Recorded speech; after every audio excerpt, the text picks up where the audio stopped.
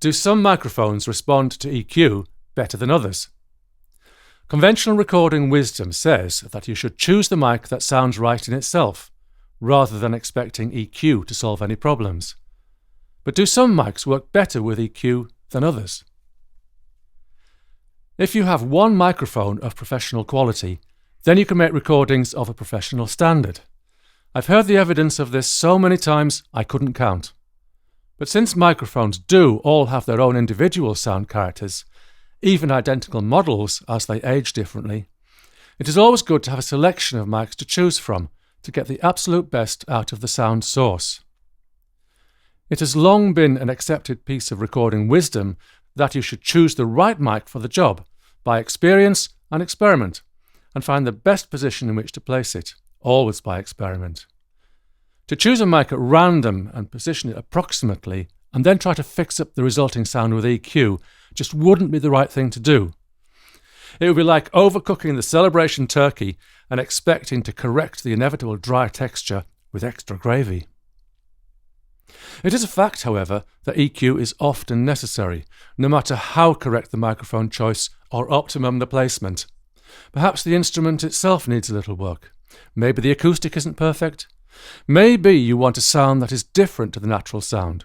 All are good reasons for using EQ. But with some mics, it seems that the function of EQ is mainly to correct the problems that you hear. The difficulty with this is that it can put you into a problem-solving mindset, and once you have solved the problems, you leave it there. If the microphone is more neutral, however, and doesn't raise any problems, you can, right from the start, use EQ to improve the sound you hear.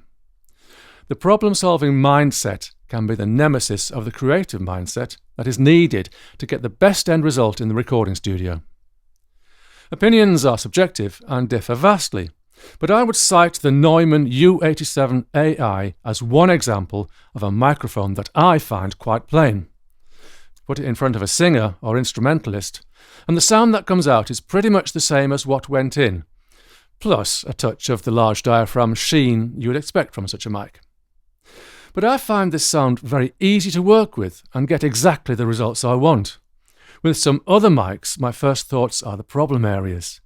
These mics may be of professional quality and capable of professional results, but I'm thinking in a technical, problem-solving manner, and I'm not using whatever creative abilities I might possess to the maximum. So, if you have a selection of mics available to experiment with, don't just compare their sounds flat and unaltered. Experiment with the way they work with EQ too. There are so many dimensions in the technique and artistry of microphones that it's possible to learn more and more throughout one's career without ever exhausting what they can do. I'm David Mellor, Course Director of Audio Masterclass. Thank you for listening.